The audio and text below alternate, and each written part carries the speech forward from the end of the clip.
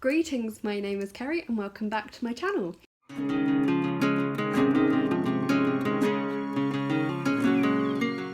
Today I am bringing you my October wrap-up. We are quickly approaching winter here in the UK, which is why the lighting has got a bit weird. I can't believe that there is less than 2 months left of not just the year, of the decade. How weird is that? Well, without further ado, let's just get into the books. So I read a total of 7 books in October, which was pretty good.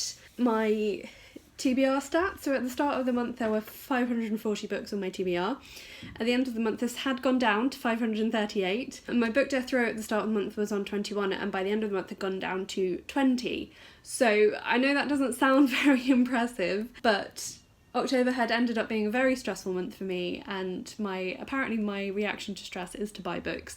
So I did buy quite a lot of books in October and added quite a lot to my TBR, so it actually is quite good that it's going downwards, it's heading in the right direction. This was a month that I also started my new programme of trying to read the first chapter of some of the books on my TBR. So I've started working from the least popular ones on Goodreads, the ones with the lowest average rating, or with no rating at all. Actually, some books I own haven't ever been rated on Goodreads. So I'm starting from them and working through and trying to make decisions about those books. So I have actually managed to take a few books off my TBR and put a few of those books on book death row. So I've been doing about 3 books a week on that. I might try and pick it up in November and do 4 books a week, just to try and get through a few more so that my TBR has gone down before the end of the year. We will see how that goes. In terms of the books that I read, 1 book was from my own TBR, so that means I owned it for longer than just this year. 4 books were new ones that I'd bought this year, and 2 books were borrowed from the library. I read 2 non-fiction books and 1 short story collection, the rest were all novels. And in terms of my challenges, 1 book was from my book death row, it was also one of the oldest books on my TBR. 3 books counted towards the indie challenge, and 1 book was the completion of a series for me. And then in terms of ratings, I gave 1 book 2 stars, 4 books 4 stars, and 2 books 5 stars. So most of the month was really good reading. There was just 1 book that I really didn't like very much, unfortunately, which is always a shame. I'm going to start with my least favourite book and work through to the favourites. Actually, it is finishing my favourite book of the month, which is quite good. I also should say that I was taking part in the Gilmore Girls readathon, which was the first 2 weeks of October, I think. And I read 3 books towards that, so I'll try and remember to say them when I come across them, which challenges they counted towards, if I can find my piece of paper that will tell me that.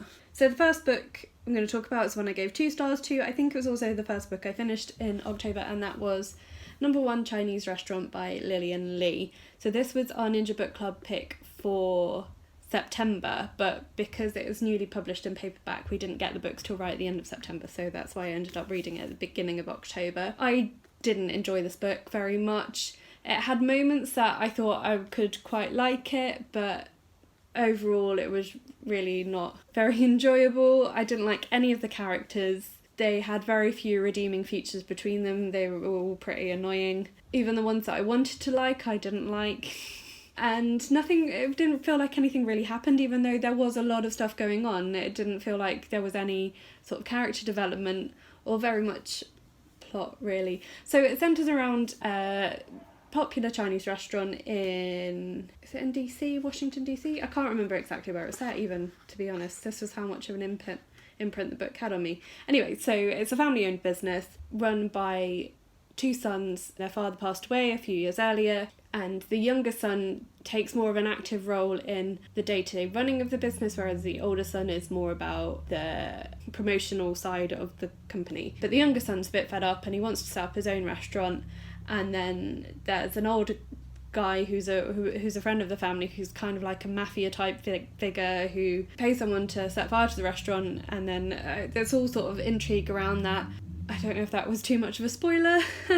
Sorry if it was. And just all the characters felt a bit wooden. None of them were very likeable. I was just really bored when I was reading a lot of it. But the other thing, there was one thing that really, really annoyed me and really set me against it. And that's a scene where there's a fire and the younger son arrives on the scene to see the firefighters tackling the blaze. The scene of the fire lasts for a couple of pages, and the firefighters are mentioned fairly frequently. The author refers to them as firemen. like for like the word is used about, I don't know, over a dozen times, like maybe 15, 16 times. She does also use the term firefighter like 3 times, so she clearly does know that that's the term, but the rest of the time she refers to them as firemen, firemen. That's not what they're called. They're called firefighters. You can't just assume that they're all men, because they are not. Even if the ones in your scene are men, you can identify that by using male pronouns. You don't have to use the wrong generic term. It really wound me up. You can see it, I'm still really cross about it.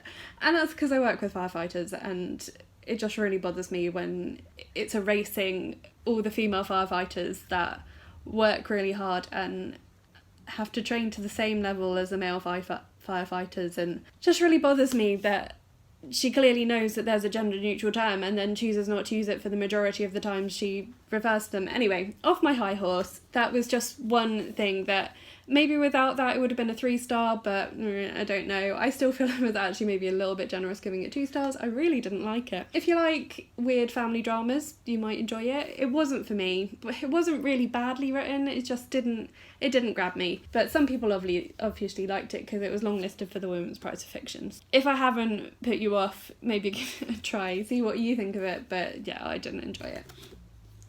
Unfortunately, the rest of my reading month went a lot better. Oh, I already forgot.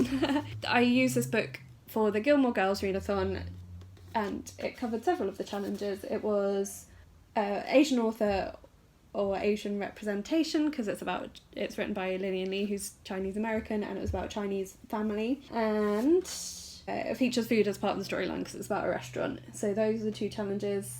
Also, technically, I think it takes place in autumn, or certainly at the end of summer, so I could kind of use it for that, although I'm not really sure it's a cosy book set in fall or winter, but yeah. Anyway, so at least 2 of the challenges for Gilmore Girls readathon were covered with that one.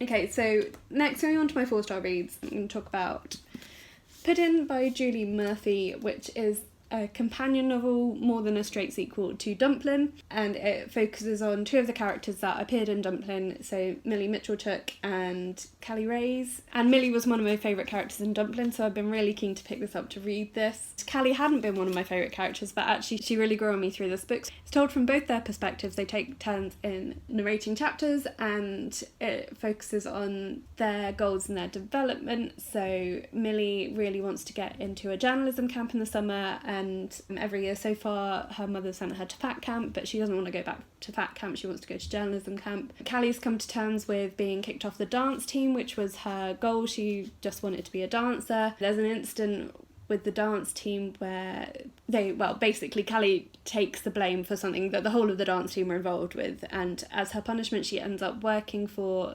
Millie's uncle, and so she has to work together with Millie. At the start of the novel they don't really like each other very much, but they really both grow as characters through the novel. Callie particularly has a really lovely sort of storyline of how she recognises what true friendship is and all that sort of stuff, and I just thought it was just such a lovely book, brilliantly written, like really well-rounded, well-developed characters. It has Ace Rep in it, which no one told me about, and I'm very cross that no one told me about that, because it's always good to find that rep. It's not very common. So if you have any more recommendations of books featuring Ace Rep or Demi Rep, really keen to read them. So I really liked how that was handled. It's one of Millie's friends, and yeah, just generally quite diverse characters anyway. Yeah, a lot I really liked about this. I also read this for the Gilmore Girls readathon, and so this was a school setting, featured mother-daughter relationships. There's quite a lot about the relationships between both Millie and Callie and their mums, and it was the next book in the series. Yes, and that's it. That's all that it covered. So really enjoyed this book. Really great sequel to Dumplin'. I don't know if they're adapting this for Netflix like they did for Dumplin'. I hope they do, because that was such a great adaptation. Really highly recommend both of these books if you haven't read them yet. Oh, and this also was the one that completed a series for me, because so far there's only these 2 books in the series. The next book that I'm going to talk about is The Language of Thorns by Leigh Bardugo. This is a collection of short stories based in the Grishaverse. They were sort of a companion novel to the Shadow and Bone and Six of Crows series. They're kind of like folktales, fairy tales that are sort of meant to be the stories that the characters in the Grishaverse grew up hearing. They're all slightly twisty and spiky, and I really, really enjoyed this collection. Some of them sort of have similarities to some folk tales you may have come across. So there's one that is quite similar to The Nutcracker. There's one that's sort of a bit of an origin story for The Little Mermaid. There's one that's a little bit like the idea of Hansel and Gretel. I just thought it was really beautifully written, really cleverly put together. I really enjoyed all of the stories in this book. So I'm nearly done on the Grishaverse and nearly up to date. I've just got King of Scars to go, which I'm going to try and get from the library. The city library doesn't have it, but the county library does. So I'm going to see if I can pick that up before the end of the year and be up to date on the Grishaverse, because I do want to buy them all eventually, but it's only out in hardback at the moment and it's quite expensive and I can't really justify it. So if I can get it from the library, then I will read it this year. If not, I will just wait until I can get the paperback next year. So Language of Thorns, yeah, really enjoyed this. If you haven't read the Grishaverse yet, I do really highly recommend it. I recommend reading it before it comes out on TV because it's mixing the two series so far together, the Shadowbone trilogy and the Six of Crows duology. I'm really looking forward to seeing that adapted, and that was one of the incentives for me to start picking up the books, was when I heard that was announced. I wanted to read them before they're released on TV, on Netflix I should say. Don't really know what else to say about that. Oh, I do know what else I want to say about it actually, is it has really, really lovely illustrations. They're just really beautiful, and there's like pictures on all of the sides of the pages. At the end of each story there's a full double page spread. Really lovely little collection. If you're a fan of the Grishaverse, then you definitely will enjoy this. The next book I'm going to talk about is my book Death Row book, and that was Are You Dave Gorman by Dave Gorman and Dali Wallace. This was a really fun book, really amusing, really cheered me up actually whenever I picked it up. So this is based on a drunken bet. It's non-fiction. Dave and Danny were flatmates, and one day Dave bet Danny that he can meet loads of people with the same name as him. So they start off on this journey trying to find lots of other people with the name Dave Gorman. They end up in some really interesting situations. They end up in lots of different countries. They take turns in narrating the story, but like within the same chapter, so they use different fonts so you know who's talking, and it's just, yeah, it was really, really funny. Made me laugh out loud several times, and I really, really enjoyed reading it. I've read some of Danny Wallace's books in the past. He's written a couple of novels, but he's also written a couple of, like, again, sort of social experiment bet type books as well about things that he's done. If you've seen the film Yes Man with Jim Carrey, that was based on a actual thing that Danny Wallace did. For a year he only said yes to any question that he was asked. So I knew I enjoyed his writing. So I hadn't read anything by Dave Gorman before, but I really did enjoy it. I've got another Dave Gorman book on Death Row, which I'm going to read at some point. Yeah, so it was really fun. If you want some quirky misadventures of 20-somethings, you might enjoy it. The last book that I gave 4 stars to was also the last book I read in the month, and that was The Mysterious Affair at Styles by Agatha Christie. This is the first of the Poirot novels. It's been a while since I've read any Poirot. You may remember I spent the early part of this year reading through all the Miss Marple novels, and now I'm going to start on the Poirot ones. There are about 40, so it's going to take me a while because I'm aiming to do about one a month until I get through the whole lot.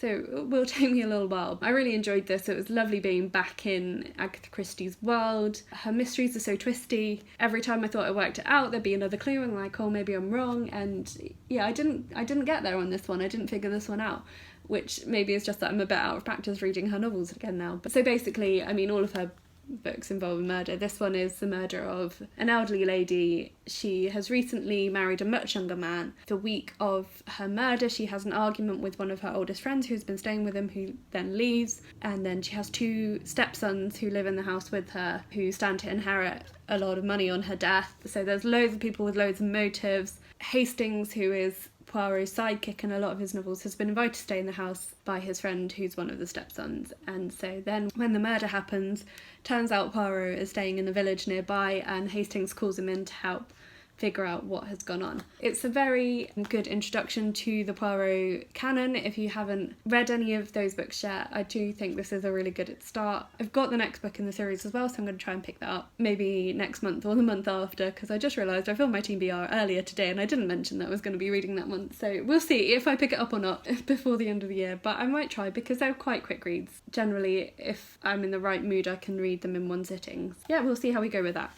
Anyway, so that was all my 4-star reads. And then on to my 5-star reads. So there were 2 of these. First one was the last book I read for the Gilmore Girls-a-thon, which was Talking as Fast as I Can by Lauren Graham. This was the group book. This is Lauren Graham's memoir of her acting career up to and including Gilmore Girls and the reboot of Gilmore Girls, A Year in the Life. What I really enjoyed about this book was I read this after I'd read Number One Chinese Restaurant, which had threatened to put me in a reading slump, and I was really ill one weekend and I thought I just need to read something light and fluffy that is going to cheer me up, and this just hit the mark, exactly what I needed, really gave me such a boost, and I just was wrapped up in my blanket reading it and thoroughly enjoyed it. Partly because the character of Lorelai Gilmore is so similar, I believe, in character to Lauren Graham that it was just like, I don't know if you can hear that. My neighbour's baby is crying. Sorry if you can hear that. It's really distracting. It was just like spending an afternoon in her company. I mean, it was just like hanging out with a really lovely mumsy figure who gives really nice advice and hearing her funny stories. I don't know whether critically it's worth 5 stars, but just because of the place I was in and the fact that this was something I really needed to read, that's why it got 5 stars from me. So if you're a fan of Gilmore Girls, I really do highly recommend it. It's got some great insight into her experiences of making those programmes, and it's made me really want to start watching Gilmore Girls again from the beginning. So I might be doing that later. The last book I'm going to talk about, my final 5-star read, was The Bone Season by Samantha Shannon. So I picked this up because it is Bonathon, so we are reading 1 book per month for the rest of the year in the Bone Season series. And this is the first one, so I'd been meaning to read this for ages. I read The Priory of the Orange Tree pretty much when it came out. I had it on pre-order and read it straight away and really loved it. I knew this book was quite different, especially in terms of setting, but I'd really wanted to pick it up. So I had been borrowing it from the library, and then I found this hardback edition in a charity shop for £1, so I thought I might as well give it a try, and then the day that I picked it up was the day that Bonathon was announced. So it was just perfect timing, really. I absolutely loved this book. I loved the characters. I love the world. Samantha Shannon is very skilled at world building, so the world really came to life. I mean, I think it probably helped me that it's set in a version of England, so I could sort of picture some of the scenes. Like, a lot of the action takes place in a version of Oxford, which is a city that, I mean, I've been there a couple of times. I'm not hugely familiar with it, but enough that I could sort of picture the settings. This is set in an alternative universe, dystopian universe, where a portion of the population have some sort of psychic ability. For some of them, it means that they can see and control spirits of dead people. For some of them, they can send pictures to other people, impressions on their mind. And the main character, Paige, is a dream walker, which means she can invade other people's minds, essentially. She works for a sort of a crime lord, they're called Mime Lords, in London, which is controlled by an empire called Scion, but then she gets captured and she gets taken to Oxford, which is like a hidden city. It's sort of a forgotten city, and it's being run by a race called the Rephaim, and it sort of develops from there. So the Rephaim train clairvoyants, humans with these psychic abilities, to fight a mysterious race called the Emim, who are trying to invade through like a crack in space-time something. I'm not explaining this very well at all. It is just, there's so much going on in this book, and it takes so long.